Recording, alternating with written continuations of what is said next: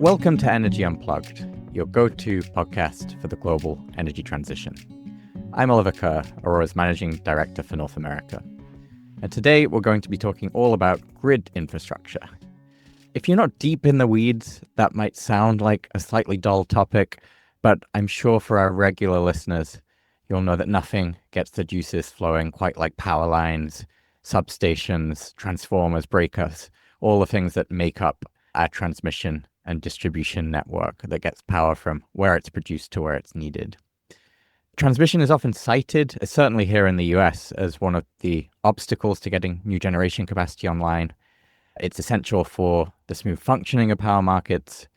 It's also increasingly at risk from a changing climate and cybersecurity threats, as well as occasionally being a risk in its own right when it comes to things like wildfires.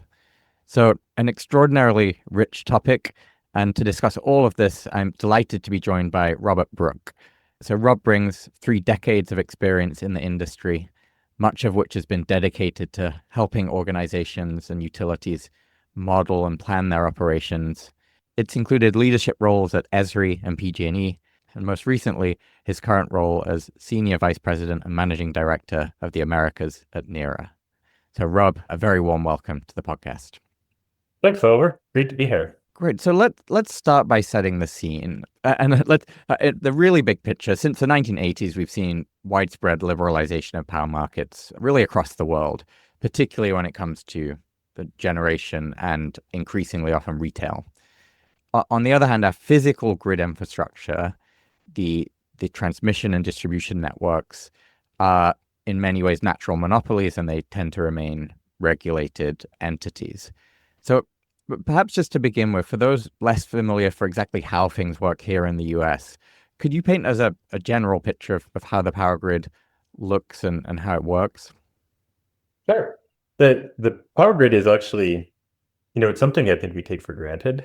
It's a pretty cool system that we have that really just connects the location where we're generating power. Something like historically a coal-based plant or a hydrogen plant, hydroelectric, something like this is actually generating that power and connects it to the user or the consumer at the other end. So it generally involves 3 components: this generation side, a transmission side, and a distribution side. The power plant itself, it's going to generate something that's between 3 and 30 kilovolts, depending on what it's doing and what its output is. And then it's going to go into a transformer, which is actually going to kind of compress it or steps this voltage up for transmission. And transmission are these huge towers that you see that go across the country that carry this high voltage from one location to another. And they go long distances, and they can carry 130, 140 kilovolts from one place to another one. But when it gets through that transmission side, it goes through a step-down transformer, which kind of lowers the amount of power that's there. And it'll go into a sub-transmission system, which goes out into the neighborhoods where we all live, or to commercial facilities or something like this. And again, you're going to see on a pole outside your house a fairly sizable round piece of equipment. That's a step-down transformer, where it's again dropping that power down to something that can be consumed by us. And then it goes through a service line from that pole to your house. And that's how you get the power to your house itself. So, you mentioned before regulated and unregulated. And really the US has a combination of the two of them. And a regulated electric utility it's a single vertically integrated company that controls that entire electricity supply from that generation all the way through to the delivery to a customer. Then they're under oversight of a state regulatory body. The deregulated side is what we see in some of the states where they're really dealing with competition and how the product is sold to the end user. So you might find places where you can choose the service company that you're using to have power delivered to you. And that's really a deregulated portion of the industry. Even outside of regulated regions and competitive wholesale markets, my understanding is you still have transmission and distribution utilities who own the network. So the relationship with consumers in a place like Texas is managed by retailers. You have retail choice. You can choose who sends power through the lines. But if you're in a certain location, it will either be Encore or it will be Centerpoint who actually owns and operates the transmission lines. They're still natural monopolies. Is that right? Yeah, so it's really separated in that case between who owns the infrastructure and who has to maintain it and who's responsible for that and who sells you the power. If you go to some place like Calgary or some of the places in Canada, you actually have a provider of choice. So you can go and purchase from one or, a variety of different actual sale organizations. But the delivery of it is coming through the same infrastructure. It's owned and managed by the same company, et cetera. And you can see this in the US as well, maybe in places like California where, they have smaller organizations like SMUD that are delivering inside of the realm of PG&E where they're getting power from somebody else that they're delivering to a customer. A little bit of a different case, but because they own infrastructure as well. But it breaks apart into many different ways. But the way I like to think about it is that regulated utility is beginning to end from one organization, and in the deregulated space, I do have an option as to who I buy it from. That's right. That's right. And if I think about some of the main challenges with grid infrastructure in the US, two immediately spring to mind. So there's one is just how to expand the existing network, especially when it comes to long high voltage lines that cross state lines. And then the second is how do you actually operate what we have efficiently and reliably? So how do you see things? What are the main challenges facing the grid in the US today? I probably have a little bit more of a granular viewpoint as to what I think of as the challenges, because it's like everything else, in your house, you think you've got, that there's wide-ranging issues that we look at, but when you actually live inside of it, they become very granular and there's detailed things that you're focused on. So, when I think about what the challenges in the industry right now, the first one is increased demand. And it's facilitating some of those things that you said, right? Like, how do we operate the grid? How do we expand it? And, depending on who you listen to, there's different perceptions about how much demand is going to grow. But, I don't know if any of you guys have kids. I have two of them, and I can't go into my daughter's room without seeing every plug consumed. And often she's got a power bar in a plug that has a bunch of other things plugged into it. So, that's the basic demand, right? Individual users, technology is percolated through our lives, and we need power for all those sorts of things. There's trends like electric cars. That's an extra demand on the grid that wasn't there 10 years ago. So there's more power that's required for that. Something that we don't often see, but we get the benefits of are data centers. And these data centers are huge consumers of power. So, the first one is probably this increased demand. The second problem that utility operators have to deal with themselves is aging infrastructure. And I'll come back to this a little bit later on and probably talk a bit about the age of some of the infrastructure we have. But, our grids are not new. So trying to keep an old piece of infrastructure up and running and doing what it's supposed to do is difficult, right? It takes a lot of effort and a fair amount of money. It also requires modernization and replacement. It's, old infrastructure is more susceptible to disruptions, and it can struggle to handle demand from modern, increasingly electrified parts of the economy. So that aging infrastructure and increasing demand are probably the two biggest issues. There's a bunch of other ones, and we could probably do a whole podcast series on the challenges that are in front of the utility industry. But, we've had difficulty integrating renewable energy, right? If I could go back 10 years in my life, I would have created a new accounting package that utilities could have used, because they went from having really one or two generation organizations to now, if you go to parts of California, everyone who has a solar panel is actually generating power that can go back onto the grid. Trying to manage that side of it and integrate it so that it's effective, because solar only happens for part of the days, and wind only happens when it can only capture energy from it when it's windy. It's another challenge. There's grid congestion, there's cybersecurity threats, there's supply chain challenges, which I think have been exacerbated by the tariff situation that we have in the US. So they have a lot of challenges that are in front of them, but I think probably the two biggest ones that everybody's dealing with is this increased demand and aging infrastructure. And related to that, I think one of the biggest challenges we see to meeting both of those in a way is certainly meeting rising load, particularly from things like data centers, just getting enough generation capacity online. And that's often put down to some interconnection processes, permitting processes that, in certain parts of the country can take years. How much of that do you think comes down to the physical infrastructure of the grid and making sure that that's right versus it's the sort of the market constructs and the sort of processes to determine which assets can connect that humans put on top of them? So if you're in charge of somewhere like PJM tomorrow, is it a case that you'd be focusing on reforming the process, or does it really just come down to a fundamental question about infrastructure? We need more lines, better lines in new places. I hate to say it, but it really does come down to infrastructure. because it's the underpinning of the entire industry, right? When you think about all those challenges and problems, they really all reside on that infrastructure that delivers it.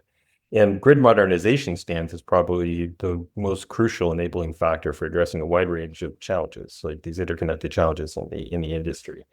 So it's not an isolated problem, but rather it's a central piece of that puzzle. This technology is that if we tackle it successfully, it can pave a way for more reliable, resilient, and sustainable energy. So I think it's a really critical part. And when we think about how it underpins some of those things, like enabling renewable energy integration, that's all requires assets and technology to be able to do. When we think about aging infrastructure, that's exactly about an asset, right? I mean, what's its age? How do we replace it? And programs that people might hear like resiliency or reliability, right? Those are also really focused on equipment or infrastructure. And just for everybody, one of the challenges I think there is in the industry is understanding the difference between resilience and reliability. They're terms that we hear utilities talk about an awful lot, and often you can hear different definitions for them from different people. The one that I use really is that reliability is how a utility deals with a whole grouping of small factors that impact its business on a daily basis. Reliability is how they deal with these large mega problems that happen inside of a system. They're very infrequent, but when they occur, they're pretty substantial, right? CenterPoint deals with hurricanes, and those aren't things that are going to come through 4 times a week, but you may get a major one that comes through yearly, bi-yearly, and we've seen the outcomes from that over the last couple of years with that. Wildfires on the West Coast, although we're coming to a fire season, or actually moving away from a fire season into it being sort of a year-long activity, we don't get massive fires that change the way the industry works every year. Although Oregon's got, I don't know how many this year, they seem to be the hotspot for the moment. But circling back to the question, I think infrastructure underpins all of those problems and all those things that we have. And is the US uniquely challenged in that way, or do you see other grids around the world facing similar issues? The US grid faces some unique challenges, right? Due to its aging infrastructure and vulnerabilities to extreme weather. But the problems we have aren't entirely, right? Global energy grids are facing, challenges with reliability and modernization and integrating renewable energy sources the same as we do. But, we have a higher frequency of blackouts in the US than we do find in other first world nations. Much of our grid was built in the 1960s and the 1970s, and probably more than 70% of our transmission lines are more than 25 years old. This aging system struggles to meet growing electricity demands, especially with increasing demands from renewable energy sources and the requirements for electrification, et cetera, data centers and beyond. Our grid's also fragmented, which is something that I don't think a lot of people understand. And there's a limited interconnectivity between these fragmented sections. So if we think about it, there's really an eastern grid, there's a western grid, and there's ERCOT. And those separations between them sort of hinders that transfer of electricity back and forth across the country. And the last thing that challenges us is that, we have an incredible number of utilities themselves. I think if you take what we would call tier 1, tier 2, tier 3, tier 4, this thing encompasses the entire industry. There's probably 2,000 of them. And each one of those organizations does its own planning. So there's no coordinated planning. There's no coordinated permitting process, anything like this. So this slows our ability to address challenges, but it also makes us disconnected and probably exacerbates the challenges that we have as a country. So, we have similar overarching challenges, but there's some nuances to the way that the US grid works that probably make us slightly more vulnerable than other places in the first world. So in that context, one of the more alluring promises of better grid operations is that in theory, you could add more load, more generation capacity without the need for a whole lot more transmission distribution infrastructure. How far do you think we can realistically get, especially in the context now of electrification, AI, electric vehicles, as you said? How far can we realistically get by optimizing what we already have before we need to start thinking about just building new power lines, which is hard? I think the interesting thing, and I heard somebody say this a few weeks ago, is that there's all these technologies in place to try and maximize the capacity of the infrastructure we've got. But eventually you hit a point that the infrastructure is not generating new load, right? It can only carry so much from point A to point B. So While we need to maximize the capacity of the infrastructure we've got in place, predicted demand is going to go far beyond what this infrastructure is actually capable of delivering. So, new infrastructure is going to be necessary. This is my own personal opinion, and everybody take it for that because I'm not speaking on behalf of anybody. But I think we also need to consider a philosophical change as to what the actual utility industry is, right?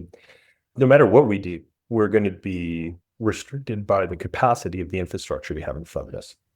So, we can reconductor a line, and what that means is taking the wires out. They have a certain amount of power that they can push through it. Taking those wires out and replacing them with something that can carry more. But we're still going to hit a point where we've reached the upper threshold associated with that. One of the ways to be able to change this philosophically is what we think about, in the realm of localized generation and consumption. And we've already seen this actually percolate through the industry. Solar is a good example. Wind power is another one, where you're generating power at the same point that you're consuming it.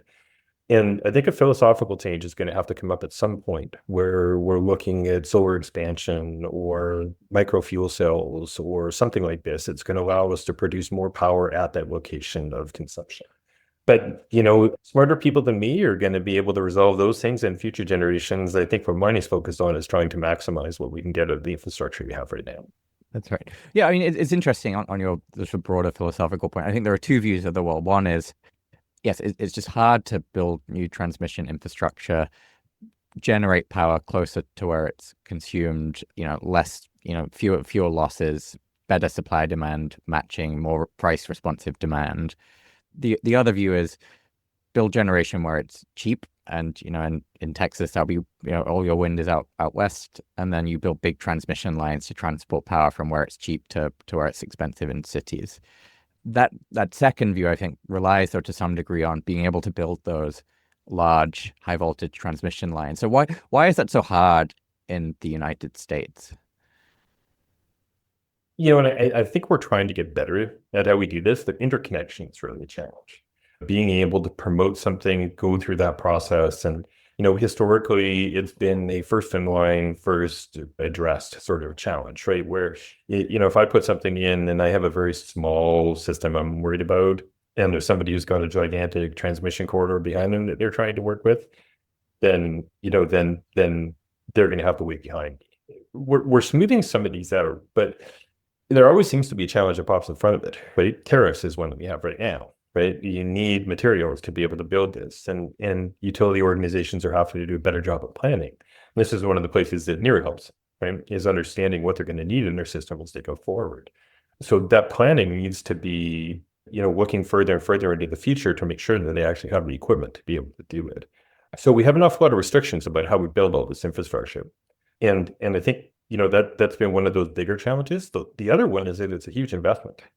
And you look at PG&E as an example on the West Coast, and they've been building a large transmission system to connect to their existing grid to help address the electrification challenge that they have. That's taken a long time, and they're very expensive to do. So, I think often we forget the electric industry is a business, and ultimately the consumer pays, whether they pay through rates or they pay through taxes. Somehow they're paying for all of that work. And when we look at trillions of investment that has to go in, those are numbers that, they require a great amount of thought and effort to make work. That's right. So hence some of the interesting things like grid enhancing technologies. So this is the idea of various solutions outside of building a whole lot of new stuff that, help you get the most out of existing grid capacity. So I detected some sort of skepticism about the sort of, maybe certainly the long-term potential, but what's your view on that sort of suite of technologies in general, and what among them is most promising? Because there are a whole host of different solutions out there. Yeah, I mean, and I hope you didn't hear skepticism, because I think in the interim, these are our weapons that we can use to be able to try and maximize what we can get out of the system. So grid enhancing technologies, or GEPs, as they're often called inside of the industry, they're innovative solutions that increase the capacity and efficiency of existing power grids, right? Instead of building new infrastructure. And they really don't require significant types of physical infrastructure upgrades to make work. They do things like optimize power flow or reduce congestion or improve overall reliability, right? So, one that is really common in the industry is called dynamic line reading. That's where we use sensors and analytical tools to monitor real-time conditions, temperature, wind speeds, et cetera, and dynamically adjust the capacity of those lines to be able to deliver power. Power flow controlling devices is another one that allow grid operators to actively manage power flow across transmission lines.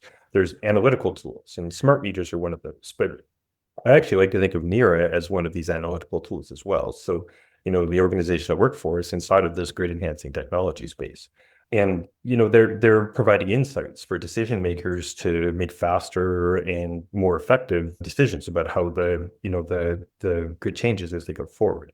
There's topology optimization. There's advanced power flow controls. There's all sorts of things that are inside of that space. And they're really meant to try and optimize the system that we have right now. So let's talk a bit about dynamic line ratings, because this comes up quite often, and in some ways, maybe I'll give you my quick take on what it is, and you can tell me why it's wrong. But it seems like a no-brainer in that system operators will impose thermal limits on power lines to stop them being overloaded, which could cause a variety of issues. Those limits are set with various considerations in mind, but one of which is sort of ambient temperature. But they're not actually responsive to day-to-day temperatures. It's as simple as in some parts of the country, on February 16th, you switch from your winter ratings to your spring ratings, and that's it. And it doesn't matter what the temperature is, and you've suddenly got an extra 20% of capacity on your lines, for instance. So what is stopping more widespread adoption of management of those ratings that is more responsive to actual operating conditions of the grid? Is it a technology issue? Is it a cultural issue at utilities? Is it an incentives problem? I'm curious it seems it's one of those ideas that seems very easy, but I'm sure there are a bunch of barriers. Yeah, I mean, it's probably a combination of all of the above. Utility organizations are inherently quite conservative, right? And part of the reason that utilities in general are conservative is because they deal with a resource that can kill people, right? So they have to be. And, we've seen numerous examples of what happens if they aren't conservative about what they do. So I think, almost every executive in a utility organization, that's the last thing they want to have happen, right? So they're somewhat conservative about how they do things. I also think that there's a perception sometimes that what they're doing is the most effective way of being able to manage it. But sometimes it takes technology to be able to unlock some of those things, right? You can get to the front of your house, but if you don't have a key to that door, you can't get in, right? So having some technology to help them do some of these things, I think, is also really beneficial.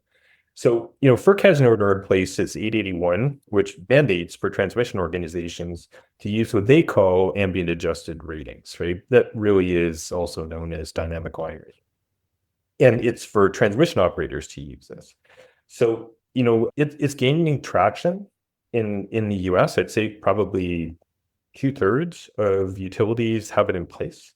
But it's helping them, address the challenge that they've got, which is maximizing the amount of power that they can push through their lines. And, just for everybody who's not familiar with it, the utility really has controls over how they deliver power, right? And they're for safety. So, lines can only sag down so low and these kinds of things. And those are called clearance challenges. And temperature, generates heat. And, ambient heat around the outside of that line will actually make the line sag further. So will increase capacity. And things like winds will cool a line. So it allows you to push more through. So what the utility is trying to do in this dynamic line rating is understand where the line has to be positioned.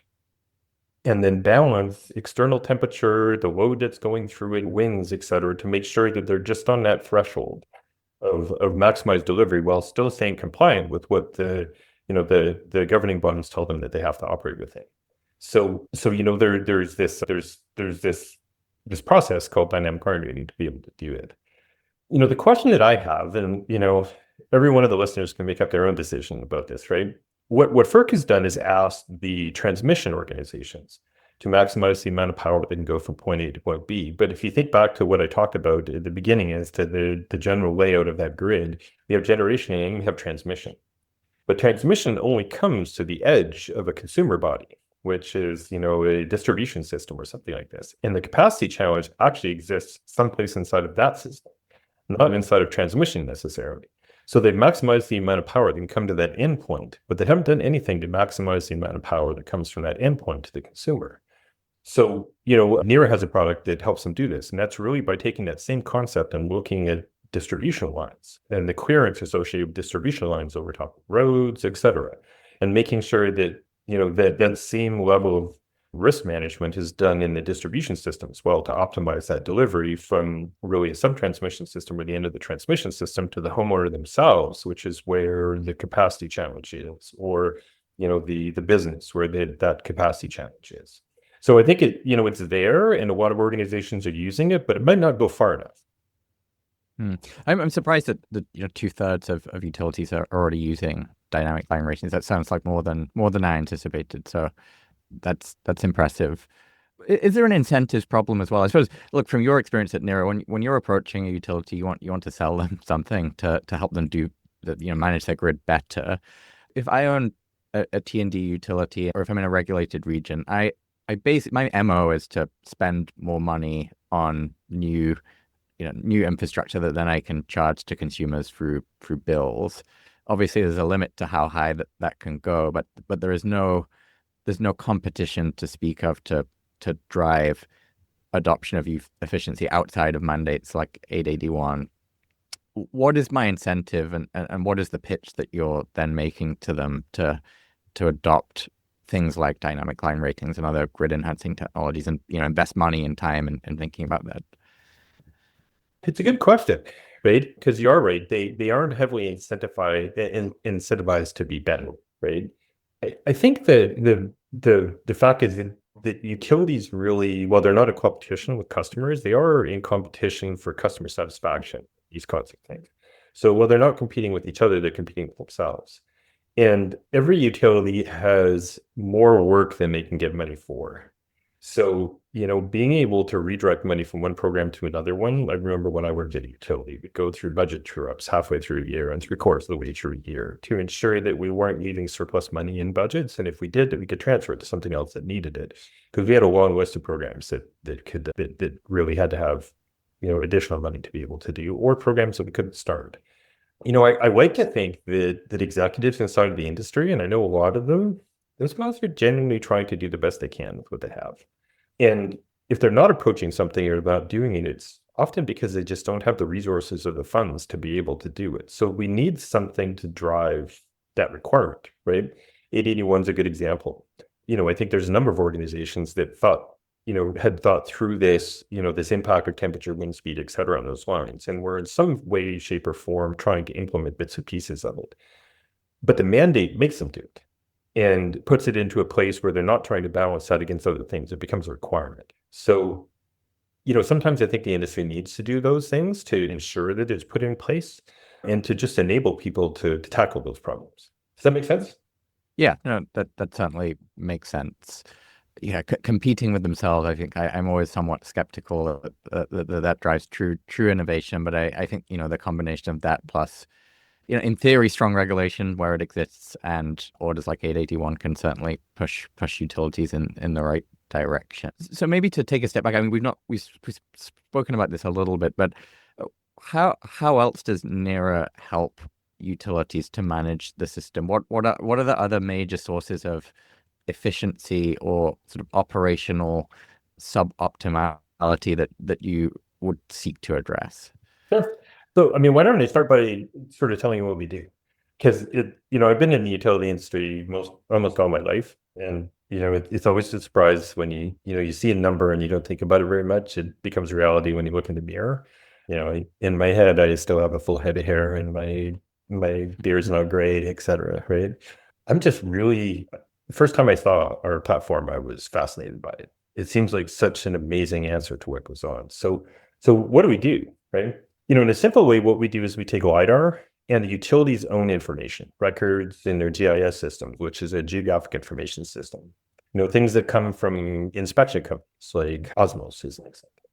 And we build as close to an identical replica of that electric delivery system as you can get, right? We use LiDAR because it's highly, highly accurate. We can get down to a matter of inches to locations, where if you're using satellite data, you're not in inches, you're more than this, right? So we get as close to an identical replica, but it doesn't just look like it. For those of you who've seen GIS systems or mapping systems, they can have some pretty cool representations of what infrastructure looks like, right? This doesn't look like it. It acts and reacts like it. And the reason that does is that there is a engineering and physics model that sits behind this that governs how a utility would work, right? So in the system, if you move a pole, an insulator angle changes, line tension changes, and it dynamically changes how those assets interact with each other and the world around it. So it becomes a perfect environment to run simulations to determine how, for an example, when a line sags or a pole fails, what's the outcome associated with it. And we call this a physics-enabled digital twin. Digital twin might be a term that people have heard before. And one of the challenges with it, and I was just talking to somebody this morning about it, is that it's a prolific term in the industry, but it means so many different things to so many different people. As soon as you mention the word digital twin, somebody gets a preconceived notion as to what you're talking about. Ours is a physics-enabled one. So the model actually is as close to reality as you can get. And then we apply this against a whole series of use cases that exist inside of the utility industry. And, they'll sit in, maybe 5 different buckets. Network digitalization is one of the ones that we have. And that's the design and construction, it's LiDAR capture, it's improving data sets inside of an organization. There's an area that we call digital asset management. And these are pretty interesting processes about how an organization works, right? There's something they call backcast and forecast analysis and resiliency. And what they're looking at is the investments that they've done historically, did those actually have the outcomes that they had expected? Which ones did, and how does that guide their investment as they go forward?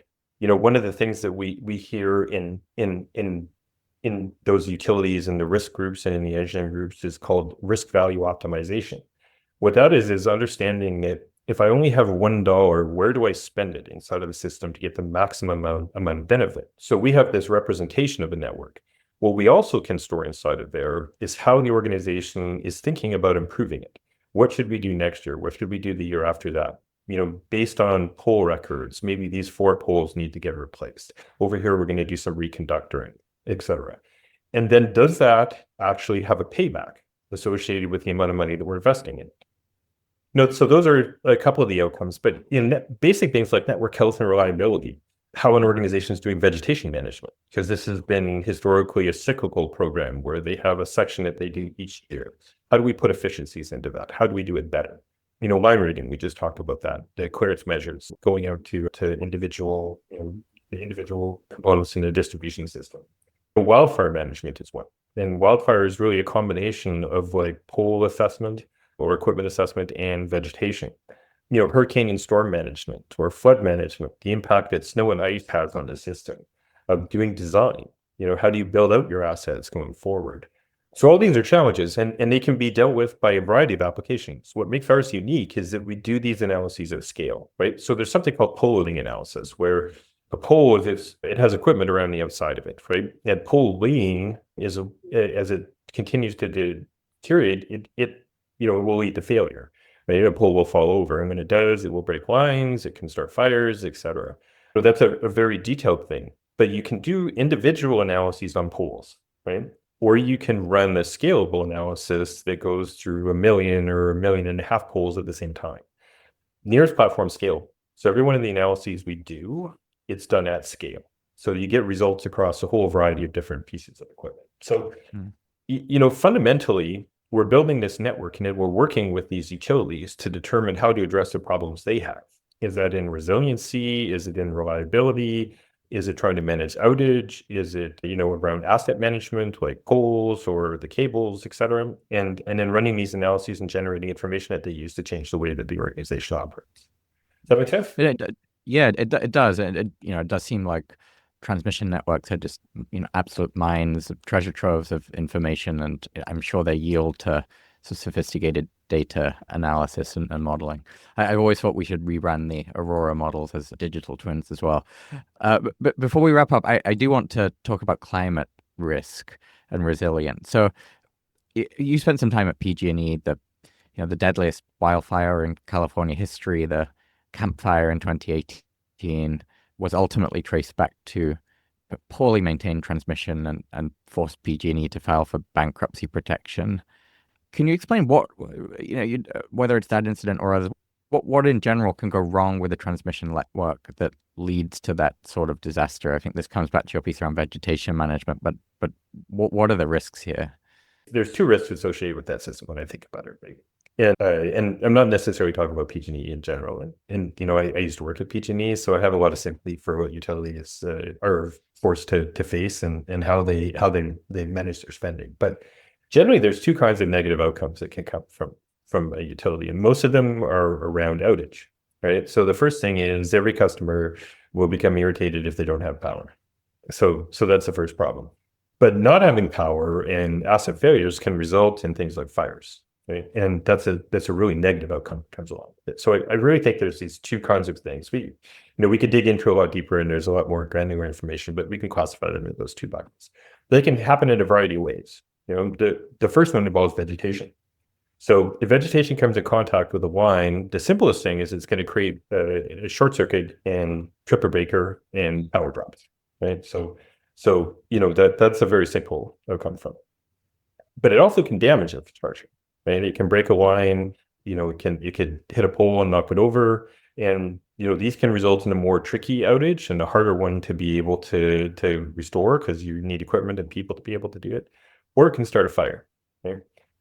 The second category that can create these problems isn't vegetation, it's wind. And, this was a big challenge for Centerpoint associated with hurricanes. And these winds can also result in the failure of a piece of equipment, like a line or a pole. And again, that can, result in a short circuit, which is outage of power, or again, something more substantial like a fire. The third category is when equipment comes in contact with itself, right? And this is referred to as conductor clashing. So winds are high enough that cables actually run into each other. And, it's designed not to have happen, right? Utilities have done this, but in operation, they're not necessarily always in the same place that they were designed, right? You'll find transmission infrastructure over top of distribution infrastructure, or you'll find multiple types of infrastructure on the same poles. And that was never part of the design process. So technically, when they bang into each other, they can spark. And that spark can result in a fire. And the outcomes from that are fairly bad. So these are usually managed through design or some type of an inspection program or vegetation management. But historically, those programs have been, resource-based and very time-consuming. For example, vegetation management is the most expensive program a utility has. So finding ways to get efficiencies into that, and that's one of the things that Neara does, right? Using LiDAR, we can clearly document where vegetation is and where infrastructure is. And using this physics-based relationship, we can understand if a wind of 40 miles an hour blows back and forth, what is that cylinder around the outside of it that it creates, and how much does the vegetation need to be trimmed back to be able to do that? More progressive utilities are thinking about how to predict those things. Rain, growing conditions, the health of trees will all dictate how much a tree can grow over a particular year. And there's a sort of one thing to manage the status quo. It's another to plan for sort of future changing climate, changing incidents of extreme weather events. So you're working with a lot of utilities. How high would you say that is up the agenda? Is it a priority? Is it top of the docket, or is it there's just so much to manage getting through the day to day and getting through this fire season that's really the main focus? It's a good question, right? Because they do have a ton of things that are in front of them, but I can't see how they don't recognize those challenges, right? There's been enough high-profile events to think about the outcomes that will come from it. So as an example, I can remember a time when we used to just have a fire on the West Coast, right? Then that progressed into fire season. And now it's a perpetual thing, right? And not only are we just seeing fires on the West Coast, several years ago, I was at Distributech in Florida and came out to smoke in the sky there. And that was when Texas had its first major wildfire. Now we're seeing wildfires on the East Coast. So, those problems are growing and it's pretty prolific. And I think the responses we're seeing out of the utilities kind of dictate whether or not they're taking it as seriously as we expect them to. In Texas, all the utilities are required to have resiliency plans, right? we're seeing an increasing number of utilities producing wildfire plans, even in cases where wildfire wasn't something they thought about 2 years ago. And recently I heard a regulator tell a utility themselves that they were no longer interested in standards being used to do things like pole loading. They actually wanted climate predictions. So they wanted to understand how climate was going to change, what real wind speeds were going to be inside of their operating areas, so that they could evaluate whether or not the methods that they were using actually lined up against it. There's a process called gold plating that you hear, which is where somebody tries to build the most expensive piece of equipment that could withstand anything that could come towards it. And really, with ratepayers having to pay for all that, it's not necessarily the best approach. There's a balancing act in there that they have to be able to do. And what the regulator is saying is that your balancing act is to understand how climate will perform inside of your area. And these are all things that we take into our platform to help model and produce results for them, which are used downstream to put efficiencies into their maintenance programs, et cetera. Certainly a space to watch going forward. One final question, Rob, before we wrap up. What's one thing you've been reading or listening to that you'd recommend to our listeners? So obviously, you guys podcast, I can't plug because I'm on it right here and we're doing it anyways, right? One of the ones that I found actually pretty interesting that I don't know a lot of my peers listen to, maybe they do, is the Grid Forward chats. It's from an association called Grid Forward. They're in the Northwest and they focus on topics around modernizing the grid and more specifically how policy and regulation affects the changing grid. It's the executive director from that group. I think his name is Bryce Yalker. He does these sessions himself, and he talks to industry executives or regional or national leaders and technology enthusiasts. So it's another place where you can get some pretty interesting viewpoints as to how the industry is working and some ideas of methods or technologies that can be used to change it. That's great. Thanks, Rob. It's been a pleasure hosting you. Appreciate you joining us. Yeah, thanks, Oliver. Appreciate the opportunity. That was Oliver Kerr, Aurora's Managing Director for North America, talking to Robert Brook, Senior Vice President and Managing Director of the Americas at Neara. Thanks for listening to Energy Unplugged. Do keep an eye on our podcast feed for more in-depth conversations with senior members of the energy industry. The best way to do this is to follow the podcast via whatever platform you use.